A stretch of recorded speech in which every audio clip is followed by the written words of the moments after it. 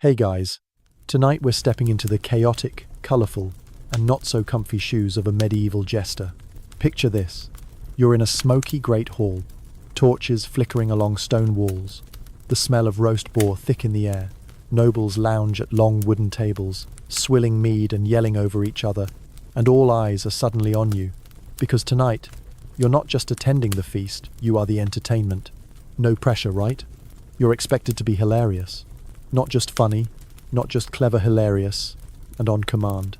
The king just waved a hand. That's your cue. One misstep, one joke that flops too hard, or offends the wrong duke, and let's just say your next performance might involve dancing at the end of a rope. So, before you get comfortable, take a moment to like the video and subscribe, but only if you genuinely enjoy what I do here. And while you're at it, drop your location and local time in the comments. It's always fun to see where everyone's listening from. Now, dim the lights, maybe turn on a fan for that soft background hum, and let's ease into tonight's journey together. Right away, you learn that being a jester isn't just about jokes. It's a job, and one with brutal expectations. The medieval court is a shark tank in velvet robes, and you're the glittery bait. Every moment is a test. You're expected to amuse the royals while keeping an ear out for palace gossip, court tensions, and who's sleeping with whose cousin's stable boy. Because humour, here, isn't innocent, it's tactical. You might assume jesters were born into the gig. Not quite. Many were plucked from the fringious orphans, poor kids with sharp tongues, or entertainers who caught a noble's attention. Some were physically unique dwarfs, people with disabilities, or unusually tall or small folks were sometimes recruited, a generous term, for their novelty, and then trained in wit, mimicry, or music. Not exactly a Disney origin story, is it? When you first arrive at court, the pageantry is overwhelming. Rich silks, gold-leafed goblets, and floors so polished they reflect your patched-up shoes. Everyone's watching. Every breath you take is under scrutiny. The nobles wear jewels, you wear bells. They sit in cushioned chairs, you perform standing, always performing, always smiling. And that smile? It's not optional. You could be nursing a fever, a broken heart, or a bruised rib from last night's tavern brawl, it doesn't matter. If the queen is bored, you better tap dance through your pain, metaphorically or literally. Historians still argue whether jesters were given real days off, or if their downtime was just a quieter kind of captivity. What sets your role apart from the rest of the court isn't just your jokes. It's the fact that you're the only one allowed sort of to mock the king. But don't get cocky. There are invisible lines you do not cross. And unfortunately, those lines shift depending on how much wine the Lord has had. You might survive one day's jab at his gout, only to find yourself in the stocks the next for a similar punchline. Here's a mainstream historical fact to chew on. King Henry VIII of England, yes, the many-wived one, had a jester named Will Somers, who was reportedly the only person allowed to speak freely to him during certain years of his reign. That's a big deal in a time when "off with his head" was less a figure of speech and more a Tuesday afternoon activity. But not all jesters were lucky enough to land royal favour. If you served a baron instead of a king, you might have been paid in scraps, ale, or the luxury of not being whipped that week. You learned quickly to read moods. You had to know how to deflate a tense moment with a clever pun, how to make a drunk noble laugh instead of lash out, and how to recover fast when a joke didn't land because medieval crowds could be ruthless. Some jesters even carried protective prop-smock scepters called baubles, with carved wooden facesto deflect blows or distract an attacker in a pinch. And here's a quirky tidbit. Some jesters, especially in France, were known to wear fake donkey tails or inflated animal bladders as part of their act. One wrong joke and whap, they'd smack themselves with the bladder to change the subject or distract the crowd. Who needs therapy when you've got slapstick? But the laughter is never just fun. It's survival. You're performing for people who hold your fate in their jeweled hands. You're paid, fed, and clothed by the very people who can ruin you with a nod, so you keep laughing. You mock yourself before anyone else can. You turn every personal tragedy into a punchline, and over time, that mask of mirth becomes so fused to your face, even you start forgetting what your real laugh sounds like. Occasionally, another jester shows up, maybe from a visiting court, and there's a sort of grim camaraderie. You trade stories over stale bread and bad ale. Remember that lord in Sussex who threw a chicken at me for doing impressions? One might say. Luxury, another replies. I got locked in the pantry for 2 days because the Duke's dog didn't like my lute playing. Because yes, even the animals outrank you. So, you learn to hustle. You pick up every trick: how to juggle daggers, how to mimic accents, how to sing 3 verses of a drinking song while balancing a spoon on your nose. The more you can do, the safer you are. But even then, safety is relative. One scandal, one rumour, one offended noble, and you're out disgraced, imprisoned, or worse. And yet, you keep going. You perform not just because you must, but because in a strange, twisted way, being a jester gives you a strange kind of power. You get to speak the unspeakable if you're clever enough. You're a truth-teller hidden behind painted humour. And in a world where most people never get to speak their minds, that's something close to freedom. At least, until the next feast. Until the next wave of the king's hand. You know the hat. The floppy thing with 3 points, bells jangling at the ends like some medieval prank gone wrong. That's the iconic Jesters' Capthy coxcomb. They called Itand. Yes, you're wearing it. But here's what no one told you when they shoved it on your head. Every inch of your outfit is saying something. Those mismatched colours? Not random. They scream chaos, disorder, the opposite of the orderly nobility sitting in judgment across the hall. That checkered tunic you're sweating in? It's a parody of heraldry mocking the pomp and seriousness of court life with every zigzag and stitch. You are, quite literally, a walking insult to tradition. And somehow, they love it. Well, most days. You thought clothes were just clothes. Turns out, in this court, your wardrobe is basically a declaration of war on decorum. Historians still argue whether jesters designed their own outfits or had them dictated by their lords. Either way, you don't get a say in comfort. You wear what gets laughs. Which means itchy fabrics, bright clashing colours, and trousers so tight you might as well be wearing a second skin made of humiliation. Oh, and let's not forget the shoes. Long, curled toes, sometimes with bells, sometimes stuffed with hay to keep them upright. The goal isn't elegance, it's absurdity. Every step you take is meant to make a sound. You don't just walk into a room, you announce yourself. And if the Duke's baby is napping, too bad. You are the living, breathing embodiment of noise. But don't think your job is all sound and sparkle, because every prop you carry has meaning too. That bauble in your hand shaped like a tiny jester's head, sometimes grotesque, sometimes silly, isn't just for show. It's your companion, your stand-in, and occasionally your scapegoat. Can't risk insulting the Baron directly? Let the bauble do it. Oh, he said it. You shrug, pointing to the puppet. Everyone laughs. For now, let's not ignore the deeper layers here. Your costume isn't just ridiculous, it's strategic. You play the fool so no one else has to. You absorb the awkwardness, deflect tension, and serve as a release valve for the whole court's repressed drama. Your comic relief in a world that takes itself far too seriously. One moment, they're arguing over taxes and alliances. The next, you stumble in with a fart joke and reset the whole mood. Quirky tidbit incoming. In some medieval courts, jesters would paint one side of their face white and the other black, symbolizing duality, light and dark, wisdom and foolishness. One man, 2 truths. Makes you wonder who the real fool in the room is, doesn't it? But even your visual ridiculousness doesn't shield you from suspicion. Nobles are paranoid creatures. They see threats in shadows and conspiracies in smiles. You might just be dancing for their amusement today, but tomorrow, they could decide your jokes are coded messages. Satire can be dangerous, and they know it. So even as they chuckle, they're watching your eyes, weighing your words. Still, there's a power in being underestimated.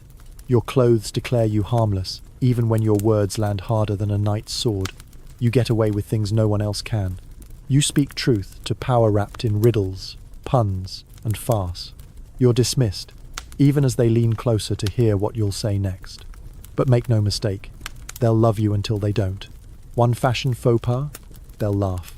One political misstep disguised as a pun about the Queen's brother-in-law. Suddenly, you're dangerous, or disrespectful, or possessed by unholy spirits. Yes, that actually happened to more than one jester. Superstition was kind of a thing. A mainstream historical fact here. The motley costume became so associated with jesters that even Shakespeare used the term motley fool in As You Like It, nod to the figure who could speak more wisdom in jest than most courtiers could in earnest. It's fashion with teeth. But what no one warns you about is how exhausting it is to be a symbol. You're never just a man. You're a walking statement, a punchline, an object lesson in absurdity. And after hours of twirling, bowing, pratfalls, and being pelted with fruit for a joke that didn't quite land, your clothes feel less like a uniform and more like a cage. Every thread says, you don't belong. Every bell says, be louder, be funnier, or else. And on nights when the court grows cold and silent, when even the king looks through you like smoke, you start to wonder who you'd be without the costume, without the mask. Would anyone even recognize you? That's the part they never show in paintings the toll it takes. The aching feet, the chafed skin, the way your voice cracks after hours of shouting above drunken nobles. And still, you press on, because as long as you're moving, laughing, performing, you matter, you exist. And for a jester in a world built on hierarchy, that's no small thing. So you adjust your cap, jingle your bells, and step back into the firelight. The nobles are waiting. The king lifts an eyebrow. You bow so low your hat brushes the stone. Time for another laugh. Time for another mask. Because in this world, you don't get to take it off. You might think life in a royal palace means silk sheets, endless food, and servants waiting on your every whim. And sure, on paper, being a jester at court sounds like winning the medieval lottery. Compared to the muck-smeared lives of peasants, you're practically living in luxury. But peel back the velvet curtains and the polished banquets, and what you'll find is a gilded cage. You sleep inside the castle walls, but not exactly in the palace proper, more like a corner room near the kitchens or a cramped loft above the stables.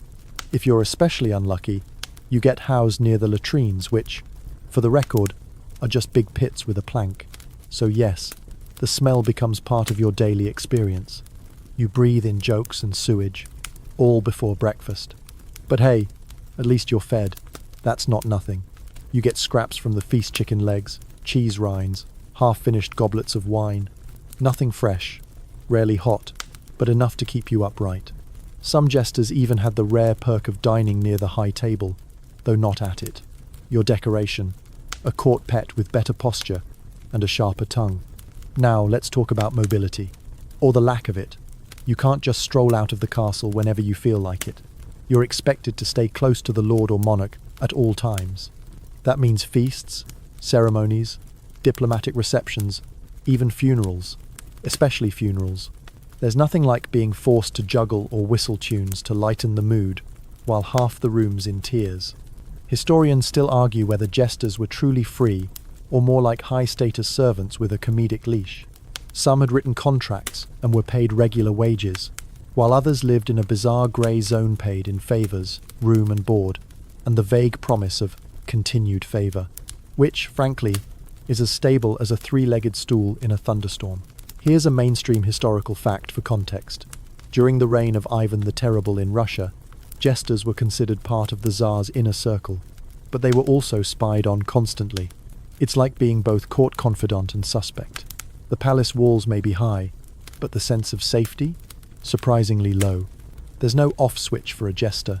Even when you're alone, you're rehearsing, thinking of your next routine, remembering who laughed at what last week, what joke made the steward frown, which noble seemed a little too quiet after your imitation of the bishop's walk. You're not just an entertainer, you're a full-time anxiety sponge, and you're always on call. It doesn't matter if it's midnight or midday if the king is bored. A servant might knock on your door and summon you. Doesn't matter if you're sick, asleep, or emotionally shattered from yesterday's public humiliation. Up you go. Put on the bells. Find the funny. One fringe detail that rarely makes it into the textbooks? Some jesters were literally chained to the court, not metaphorically. In certain paranoid courts, especially in Italy and Germany, jesters were attached to physical tethers to keep them from wandering too far from the palace. Imagine being told you're part of the family, while jingling around with a 5-foot leash clipped to your ankle. Even your presence outside the palace is supervised. When you travel with the royal retinue, you're either performing for traveling guests, mocking rival leaders in diplomatic showdowns, or simply there as a status symbol, a mobile trophy of mirth. People expect you to be on all the time. Laughter follows you like a shadow, but it never feels like your shadow. And yet, there's a strange kind of status to it. When peasants see you ride past seated awkwardly next to the royal baggage, they whisper, "That's the king's fool," they say. "He's been to France. He's been to Rome. He once made the queen snort wine out her nose." You're famous, in a warped way, recognized, not respected, exactly, but definitely noticed. That recognition can be a double-edged sword. You have access to private chambers, secret conversations, and the raw, unfiltered moods of the elite. You see the king cry when no one else is looking. You hear the queen curse like a sailor. You know who's cheating, who's stealing, who's scared. And if you're smart, you pretend you don't, because knowing too much can be fatal. There's a story, possibly apocryphal, about a jester in a German court who once made a too accurate impression of a nobleman's stutter. The court erupted in laughter, but the next morning, the jester was gone. Sent to the country, they said, but no one ever saw him again. Let's just say the country doesn't usually involve a shovel and silence. Still, for all its suffocating walls and whispered dangers, palace life has its strange perks. You might get gifted wine or coin after a good performance. The princess might ask you to teach her a dance. You could be invited to private games, card nights, or even confessions, because sometimes people find it easier to talk to the fool than to a priest. You become the court's release valve, its therapist, its mirror. You hear the nobles' laughter, but also their secrets. And sometimes, when the hour grows late and the torches burn low, you sit in your small chamber, staring at the wall, wondering which version of you they love. The painted one? The clever one? Or just the one who doesn't talk back? Because deep down, you know the truth. You may live in the palace, but you don't belong to it. You're a guest in a room where every door locks from the outside. A bright distraction in a world of deadly ambition. And so, tomorrow, when the cock crows and the court gathers again, you'll rise. Slip into your loudest colours, grip your bauble, and once again, play the fool in a place where laughter is currency and you're the coin being spent. You hear your name well, your jester name, which is probably something ridiculous like Tiddle, Bopkin, or Sir Flatulence echoing across the banquet hall. A hush falls over the crowd. All eyes turn to you. The king waves lazily, half drunk, leaning on a roasted goose. "Entertain us," he slurs. And just like that, it's showtime. You clear your throat, step forward, and launch into your most reliable bit, an exaggerated impression of the royal steward tripping over his own ego. It lands. Laughter ripples through the hall. Someone claps. But the moment's fragile. You know it. One joke too sharp, one chuckle too nervous, and the mood could shift like a breeze turning into a storm. Because here's the truth. You're walking a tightrope made of jokes and there's no safety net. Mockery is your art, and it's a dangerous one. You wield sarcasm like a sword and wit like a shield. You roast, tease, exaggerate, and impersonate, but you never, ever punch too high. Your targets have titles. They own lands. They can order a man's death while chewing lamb. Insults are your currency, but they must be carefully spent. You joke about the Duke's paunch, but not the fact that he hasn't won a battle in a decade. You rib the Queen's cousin for his love of wine, but not his failed marriage unless you want to perform your next act with a broken nose. Historians still argue whether jesters were allowed to mock everyone equally, or if there was an unspoken hierarchy. Some courts claimed their fools had absolute license. But let's be real. Absolute license sounds nice until it meets a bruised noble ego. Still, there's a thrill in the danger. You're the only one in the room who can call a count a coward, so long as you wrap it in rhyme or deliver it with a pratfall. One jester famously mocked a lord by composing an entire song about his terrible hunting, aimingly to perform it while blindfolded, pretending to shoot arrows at the ceiling. The court roared. The lord blushed. But that same jester spent a week locked in the cellar. For reflection, here's a fun little fringe fact. In some courts, jesters competed in insult tournaments, formal events, where they traded barbs, roasts, and rhymed put-downs for the amusement of the lords. Think of it like medieval rap battles, except with more tights and considerably worse dental hygiene. But every joke carries a risk. Because your words linger, people remember them. The count you mocked last week might smile now, but behind the scenes, he's whispering to the treasurer about cutting your stipend, or to the guard captain about tightening your leash, or, worst of all, to the bishop, because if there's one way to ruin a jester, it's to claim your jokes mock the church. Now, you have to remember, Not every insult is verbal. Your body is part of your performance. You mimic the king's posture when he's hungover, waddle like the archbishop when he's overfed, hiccup like the baroness after her 5th goblet of spiced wine. It's not just what you say, it's how you move. You're a master of mockery in 3 dimensions. But you also learn when to back down. The second a face tightens or a laugh feels forced, you pivot.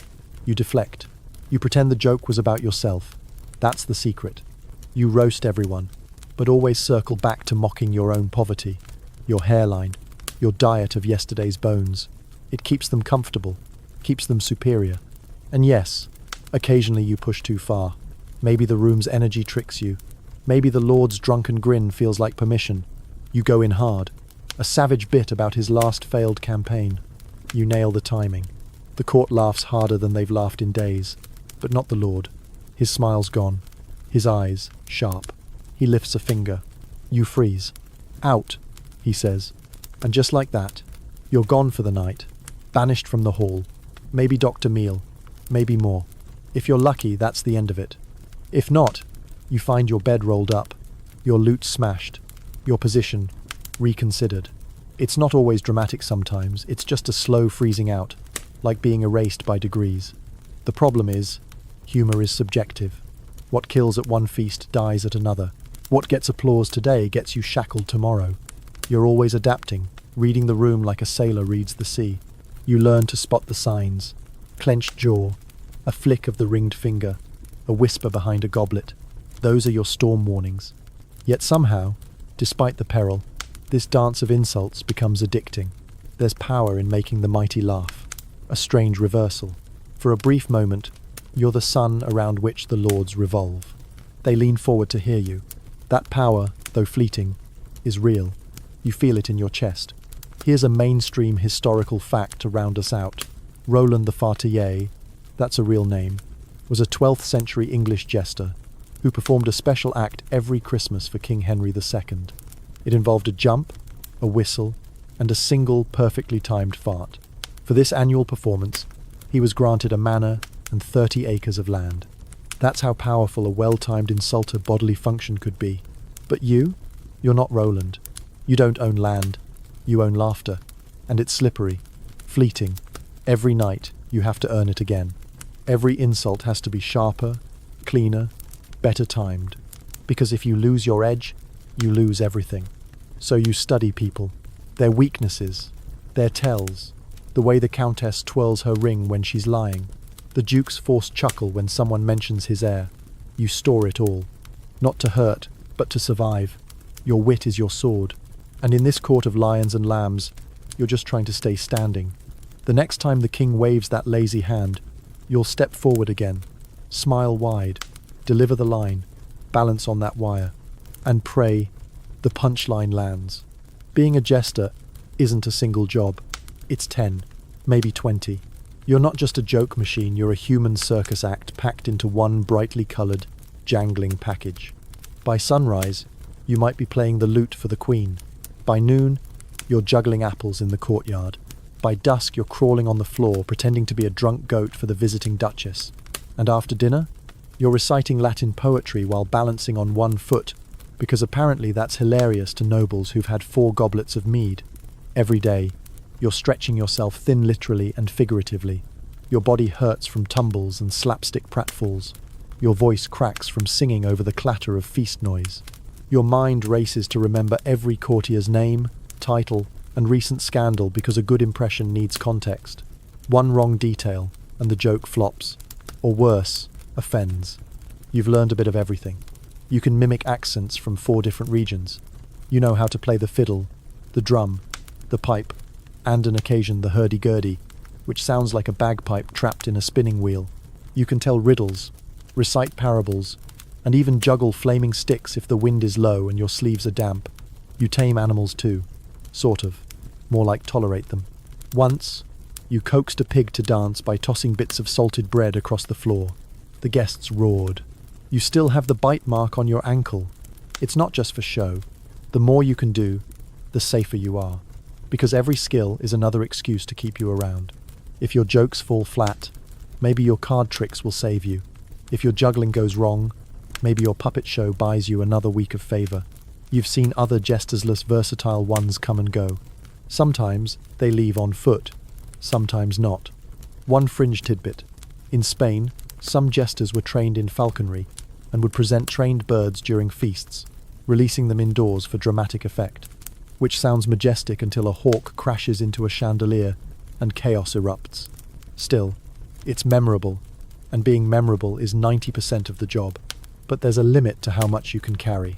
Your performances blur together, days lose shape, nights stretch long, you wake sore, aching, already rehearsing in your head before your feet touch the stone floor.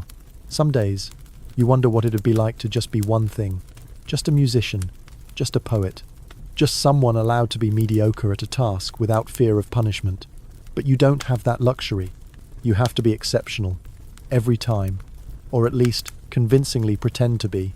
The court never sees the prep, the splintered lute string you had to repair with a chicken bone, the bruises you wrapped before dancing, the hours spent memorizing the bishop's limp so you could mock it just right. They see the final product, clean, polished, charming, and they assume it's effortless, which is fine. That's the illusion. They think you wake up clever. They think the songs write themselves. Historians still argue whether jesters were trained formally or learned on the job. Some likely came up through travelling troupes or village festivals, others groomed from childhood for the role. But most learned faster didn't last long. You keep moving. You never settle. At night, you stitch your own costumes, replace torn bells, practice tongue twisters until your jaw aches. You whisper rhymes into the wall, testing syllables against stone. Sometimes you catch your reflection in a goblet and don't recognize the face staring back. You've become a patchwork of skills and jokes and routines, stitched together by sheer necessity. And when you finally crawl into Bediff, you're lucky enough to have one you lie awake, replaying the night. That one noble who didn't laugh. The pause in the king's chuckle. Did you go too far? Was it the accent? The limerick? You lie there, eyes open, long after the torches have gone out. But despite the wear, you keep going.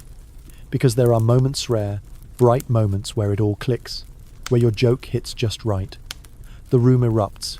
Even the grumpy steward chuckles. The queen claps. And for a heartbeat, you feel invincible, like a magician who pulled laughter from thin air. In those moments, you're not just the fool, you're the pulse of the room, the centre, the spark. Here's a mainstream historical fact to ground us again. In 16th century France, King Francis I had a jester named Triboulet, who was not only a performer, but also an advisor. His wit was so sharp that he reportedly influenced diplomatic decisions, proof that behind the pratfalls, some jesters had real power, or at least influence. Still, that kind of favor is rare and fleeting. One day you're indispensable, the next, invisible. There's always someone younger, funnier, louder, someone who juggles with fire while balancing on stilts, someone who tells stories in 3 languages and plays a harp with their toes. Competition doesn't sleep, and neither can you. So you push through. You bend, twist, adapt. You swallow exhaustion and turn it into comedy. You drop the ball on purpose this time and milk the stumble for laughs. You play dumb so they never see how smart you really are. Because if they do, they might start asking why you're always watching, why you remember everything.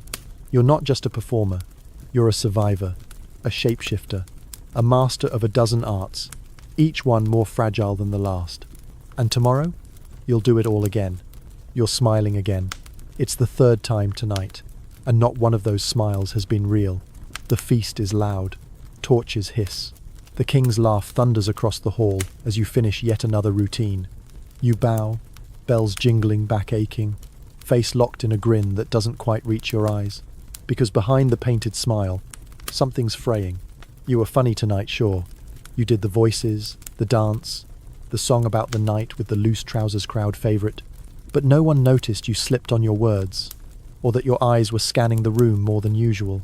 You're not looking for praise. You're looking for danger, because you've seen it before. A joke that lands too hard. A guest who doesn't laugh. A noble whose eyes don't crinkle when he smiles. That's when the fear starts. Quiet, invisible, like smoke under a door. You play the fool, but you know the politics. You see how the Lord's son flinches every time someone says, inheritance, You hear the whispers in the corridor about taxes and land and war. You catch the tension at the royal table, the way the queen stares a little too long at her wine. And all of that, every sharp glance, every held breath you're expected to ignore, or worse, turn into a joke. That's the real game. You're not just making people laugh. You're absorbing the court's pressure. You're the release valve, the emotional sponge. They laugh harder when the stakes are higher, and lately, the laughter's getting louder, more desperate. So you push, you go bigger, you take more risks. But every time you do, the ground feels thinner. Historians still argue whether jesters were conscious manipulators of court politics or just accidental participants.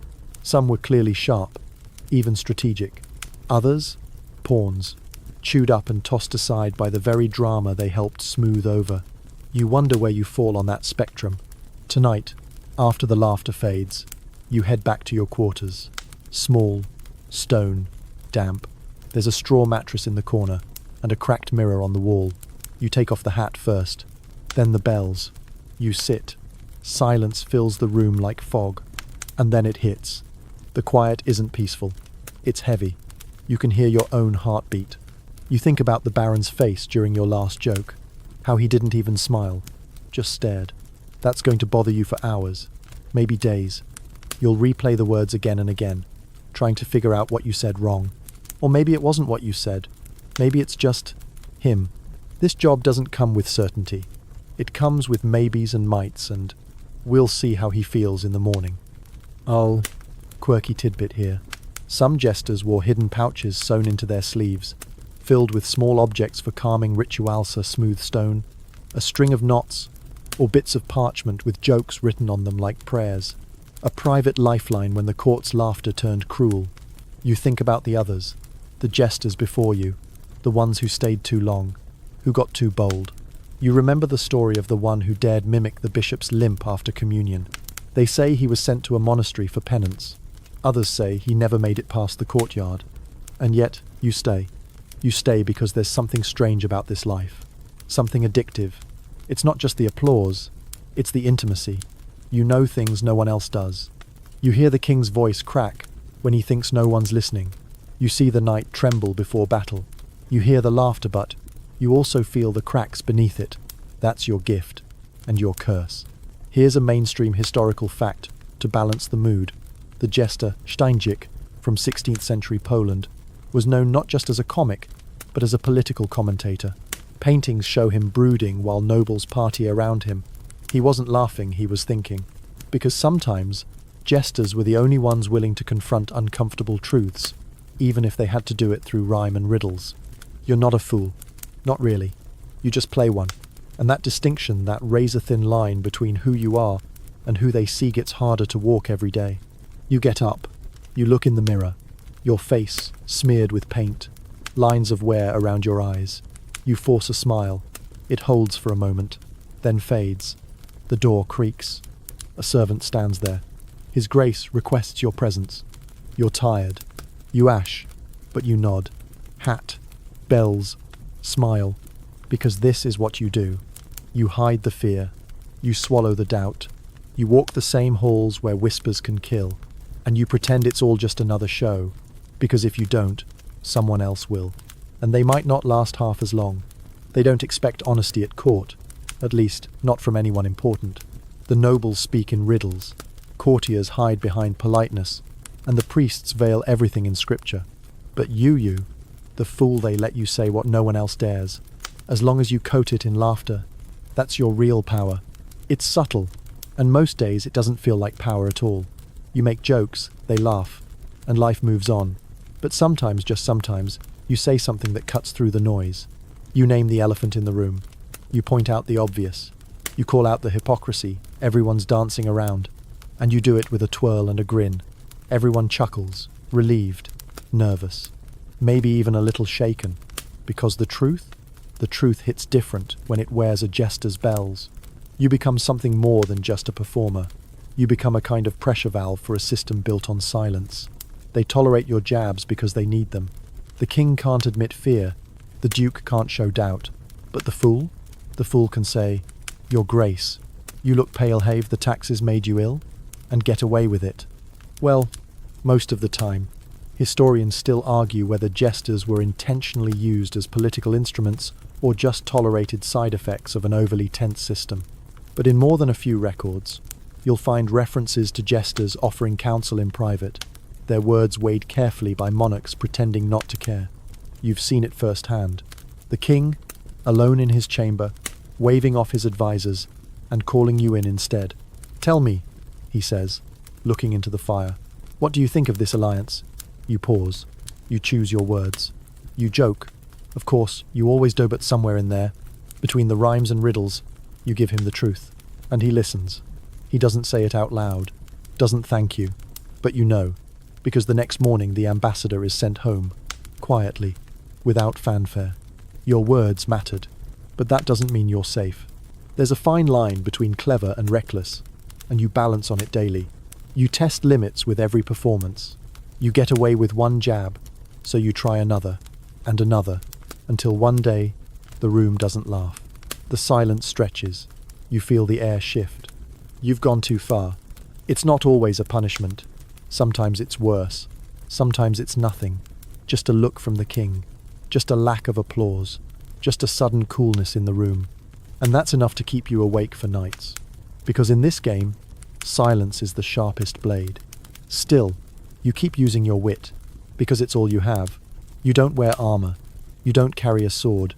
Your words are your only weapon, and you've sharpened them to a dangerous edge. You remember the bishop's feast, a room full of robes and rings and self-importance. You told a story one with veiled characters and animal metaphors. The fox who borrowed gold from the bear, the owl who looked the other way, the goat who kept silent. Laughter bubbled through the room, and no one said a thing. But the next week, a scandal broke. Gold had gone missing. Quietly. The bear was disgraced. Did you know? Maybe. Maybe not. But you said what needed to be said. Here's a quirky detail. In some courts, jesters kept coded notebooks collections of jokes, rhymes, and subtle allegories. These weren't just for performance, they were records. A private archive of power, secrets, and truths disguised as comedy. Some of these books survived. Most were burned. You never wrote yours down. Too risky. So you carry it in your head.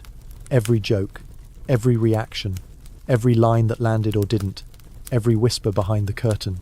You remember it all. Because information is safety. The other courtiers don't realize how much you know. They see you stumble and pratfall, spill wine and spout nonsense. They don't see the way your eyes flick to the guard's hand on his sword. They don't hear how you listen just a second longer after everyone else laughs. They don't know you're watching. Always watching. That's why you last. Others came before you. Bolder, louder, more dramatic. They burned too hot, mocked the wrong noble, revealed too much truth without the cushion of humor. They thought the crown would protect them. But when the mood turned, it didn't. The court loves the fool, until they don't. So you stay clever, not just funny clever. You weave your jabs between self-deprecating punchlines. You call yourself stupid before calling anyone else foolish. You dance, you bow, you throw in a fart joke for good measure. It's not about lowering yourself, it's about making everyone feel higher, safer, superior. That's how you slip the truth in unnoticed.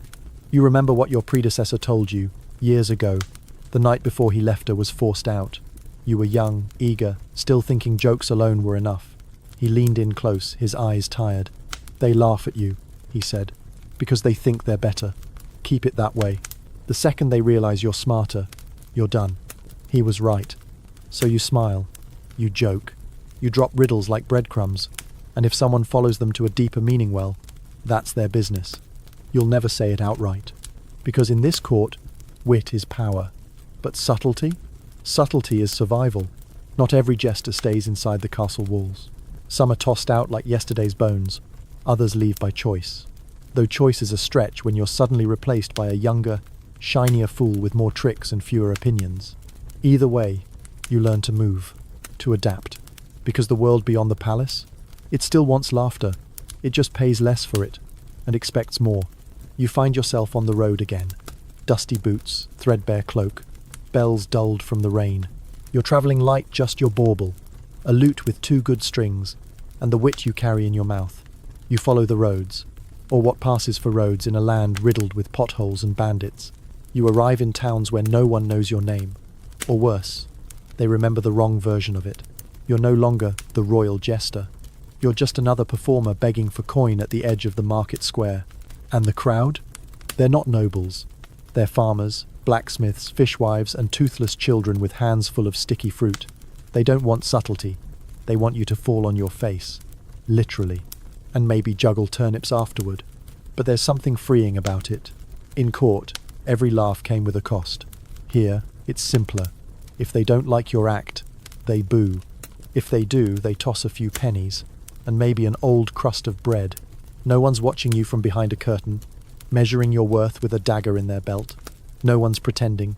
You bomb, you move on, you kill, you eat.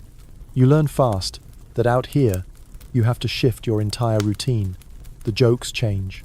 The rhythm changes. You cut the Latin quotes, add more physical gags, more slapstick, more jokes about goats and missing teeth. You mock the tax collector instead of the bishop. The crowd loves it. Until the tax collector hears about it, of course. Historians still argue how often jesters performed outside the court versus being strictly attached to households. Some, like the famed Italian fool Gonella, bounced between court life and town fairs, treating laughter like a trade route.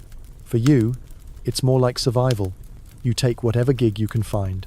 A wedding, a harvest festival, a local lord's birthday. Sometimes you're hired by taverns to keep the drunks entertained, though those nights often end in bruises and broken stools. Other times you're hired for funerals, where you're expected to lighten the mood, which is about as fun as it sounds. A man's ashes are still warm, and you're there doing your chicken impression to polite, grief-tinged chuckles.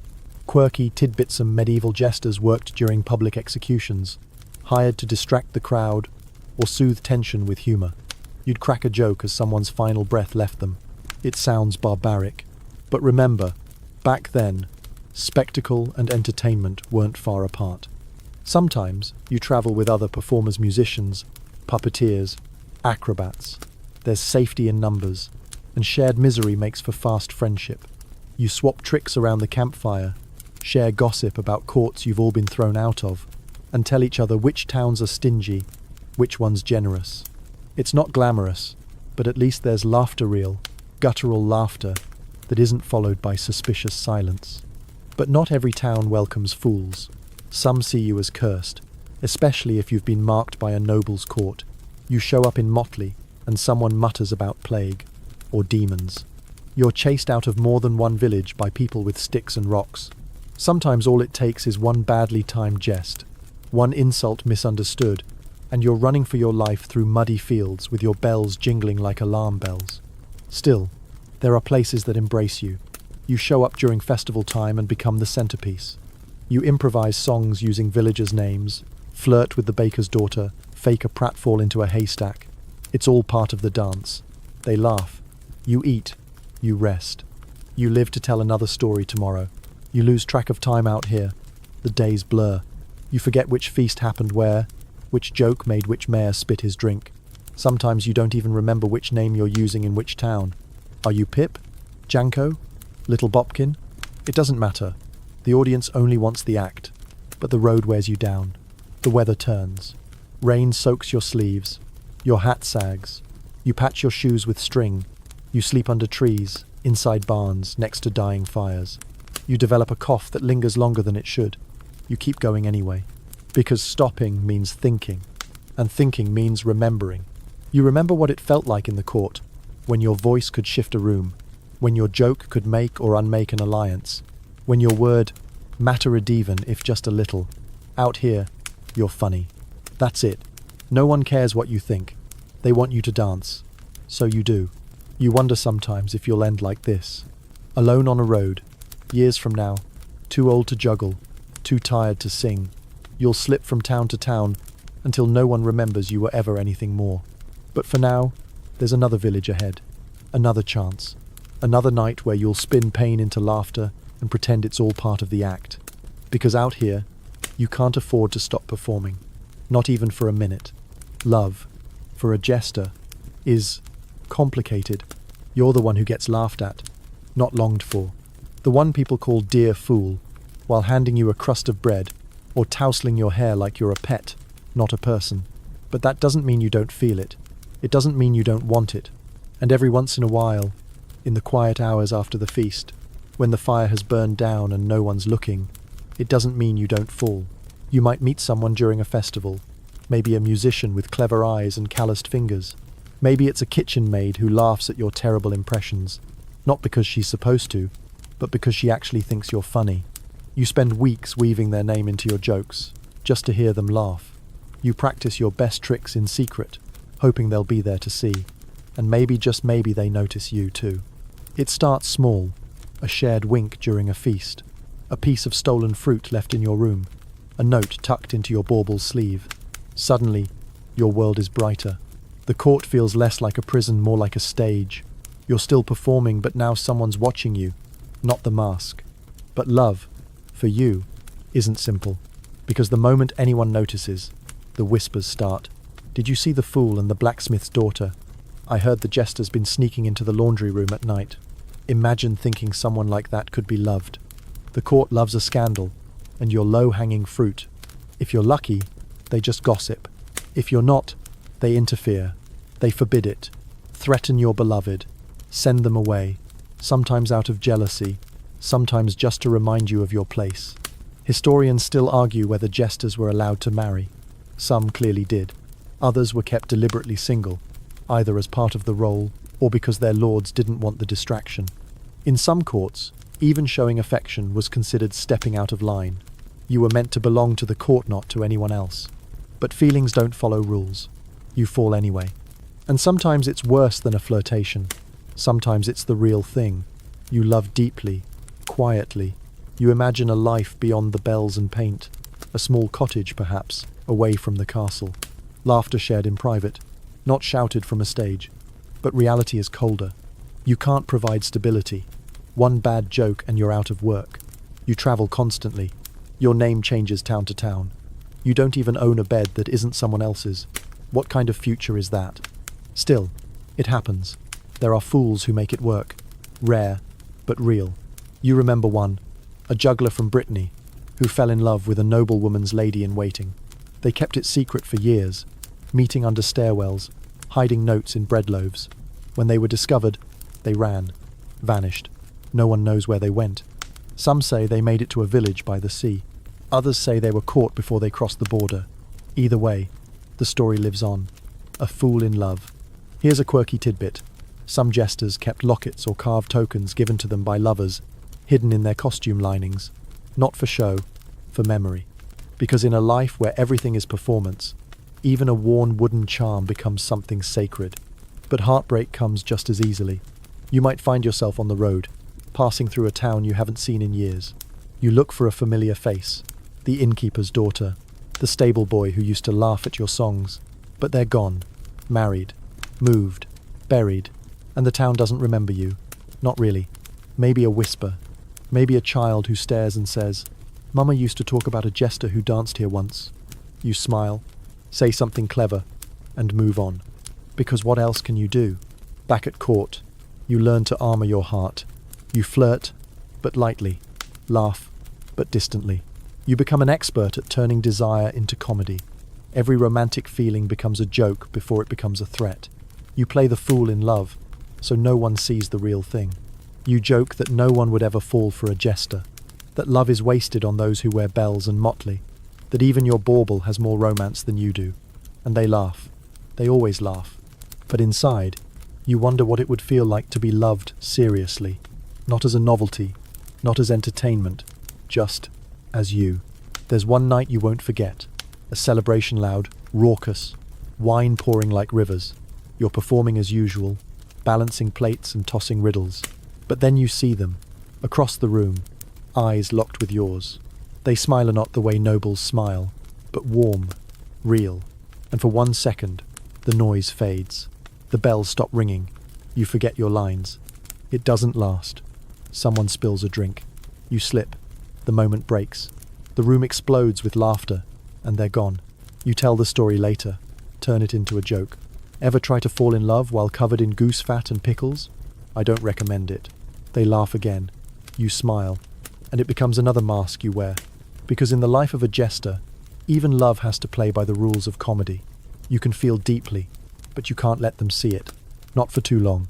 So you keep dancing, keep joking, keep pretending. Because in this world, even heartbreak has a punchline. There's something they don't tell you when you first take up the motley. Something no one whispers over your shoulder when you bow for the first time before the king. It's this. There is no graceful exit for a jester. Not really. You don't get a pension. You don't get a portrait. You don't even get a proper goodbye. You simply start to fade. Your voice loses its bounce. Your jokes don't land quite like they used to. One day, the laughter feels slower, more polite. The king nods instead of clapping. The servants stop laughing altogether. They've heard it all before. And then the new one arrives. He's younger, louder, has a trick where he balances a candle on his head and tells riddles backward. The court adores him. You smile, shake his hand, maybe even train him a little. You act like it's an honor to pass the torch.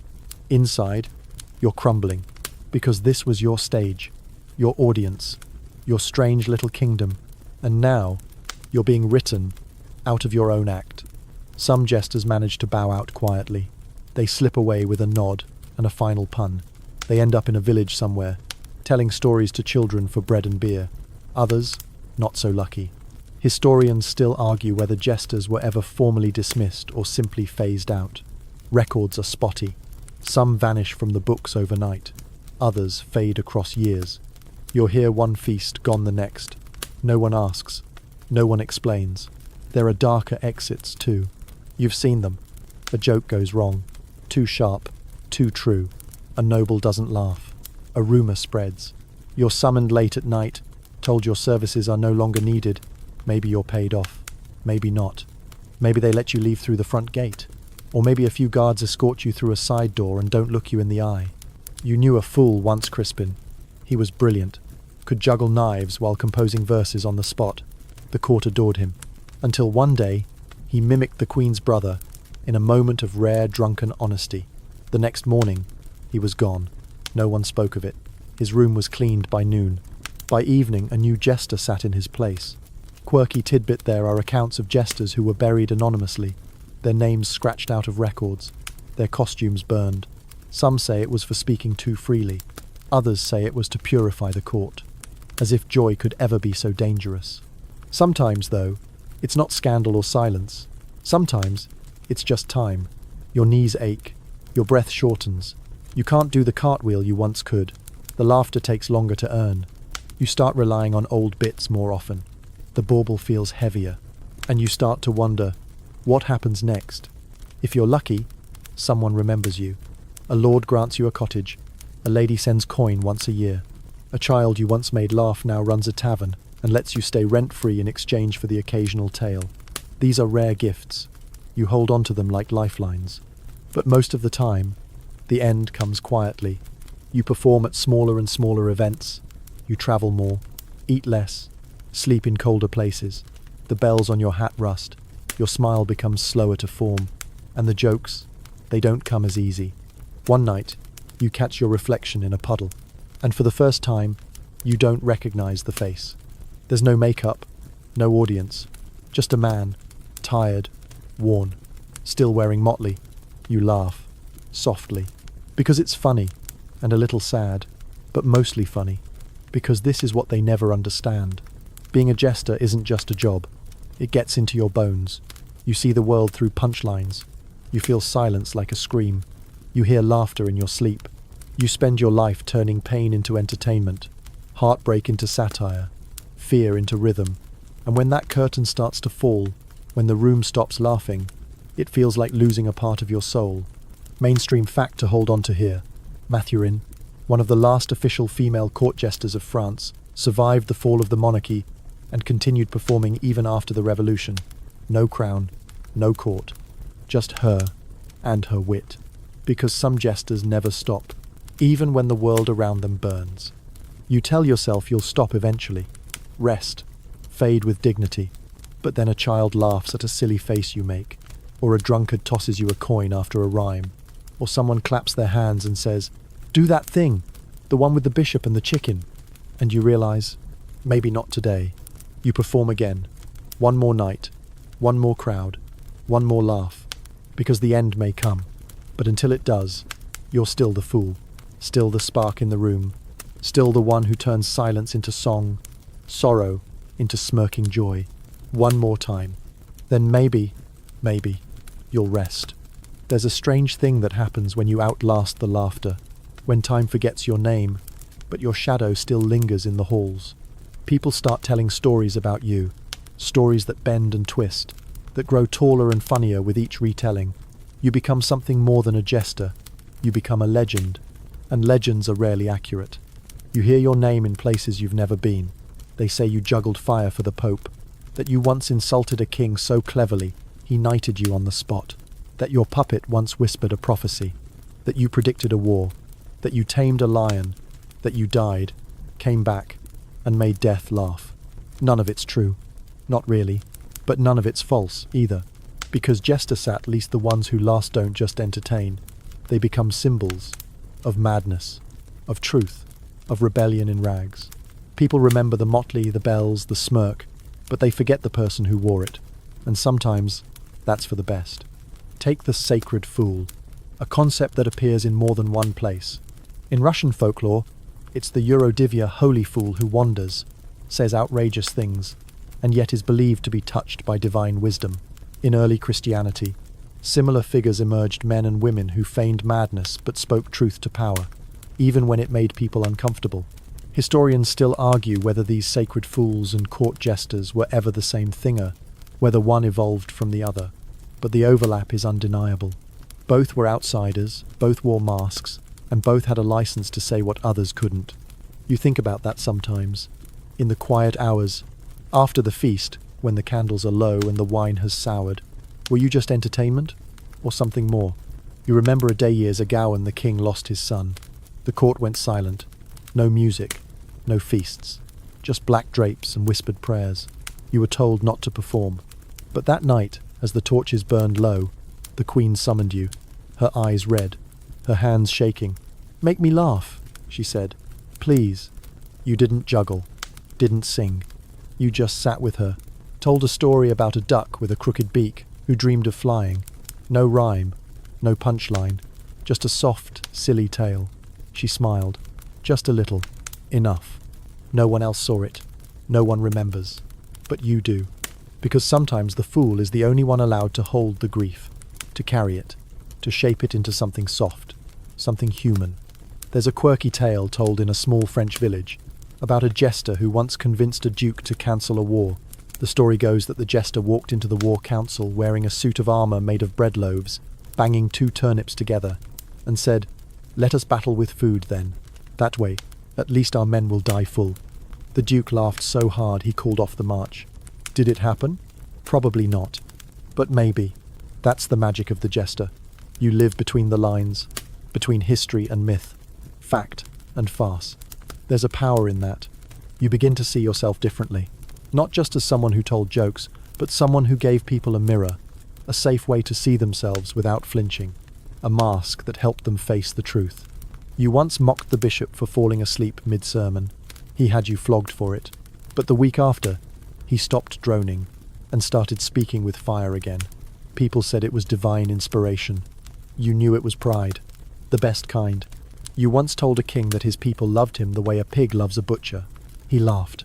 But 3 months later, he lowered taxes. No one connected the dots. But you did. Here's a mainstream historical fact. In 17th century England, during the reign of James I, a jester named Archibald Armstrong became so influential, so trusted that his enemies had to convince the king he'd become dangerous. He was dismissed not because of one joke, but because he'd become too close to power. The fool, they said, knew too much. You wonder if you're nearing that line. You've been at court a long time now. You know more than you should. You've seen things that could crumble entire houses if repeated in the wrong ears. You keep those things tucked behind your jokes. Safe, obscured. But people forget how close the fool is to the throne. They think you're safe, that you're harmless. Until one day, they remember you've been watching the whole time. And that's when you become dangerous. So, you tread carefully. You keep the act going. You bow deeper, laugh louder.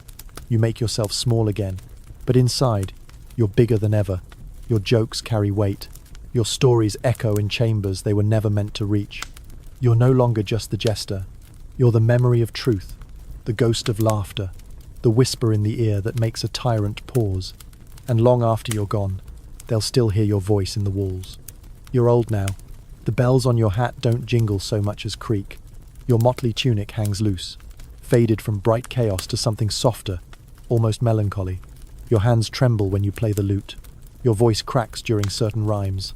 You still remember all the lines, all the bits, all the impressions, but you deliver them slower now, with a weight behind the timing that wasn't there before.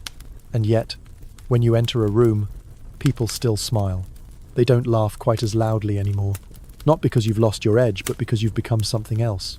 A relic, a reminder. You're the last echo of a different time, a different court, a different king. People watch you like they watch the sun setting warm, distant, full of memory. You perform less often now, only on special nights, feasts, coronations, birthdays. When they want to remember how it used to feel, they call you Master Fool now. Some of the younger ones think that's your real name. They don't ask where you came from, or what you were before. You used to mind. Now, you just smile, because you've outlived almost everyone. The king you served as a boy has long been buried. His son too. You remember them both. Their tempers, their laughter, their secrets. You remember which queen cried when no one watched, which duke cheated at dice, which maid became a noble by wit alone. You're the last who knows. Historians still argue whether jesters truly mattered, whether they shaped policy or just padded the silence between decrees. But if you close your eyes, you can still feel the way the room shifted when you spoke. You remember the moment's quiet, flickering moments when your words changed something. That's more than most courtiers can claim.